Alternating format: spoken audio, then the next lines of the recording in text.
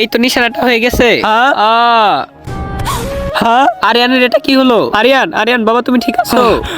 মিনা এদিকে আসো। হ্যাঁ সরি ম্যাম। ম্যাম আমি ঠিক আছি। মিনাকে বকা দিচ্ছেন কেন? কিছুদিন আগে সরি ম্যাম। এই ড্রয়িংটা কেমিক্যাল কমপ্লিট করে নিয়ে আসবে। হ্যাঁ ম্যাম। এই তো এখানে একটা ক্যান্ডি রাখা আছে, এখন এটা আমি খেয়ে ফেলি। হ্যাঁ আরিয়ান তো আমার ক্যান্ডিটা খেয়ে ফেলছে। হ্যাঁ আরিয়ানের আবার কি হলো? আরিয়ান তুমি ঠিক আছো তো? হ্যাঁ আরিয়ান তুমি কথা বলতেছো না কেন? এখন আমি কি করবো? যাই ম্যামকে বলে আসি। হ্যাঁ ওই তো ম্যাম বাসায় চলে যাচ্ছে। ম্যাম এখন আমি কি করবো? ম্যাম তো আমার আওয়াজটা শুনতেই পাচ্ছে না। এই তো একটা বুদ্ধি পেয়েছি।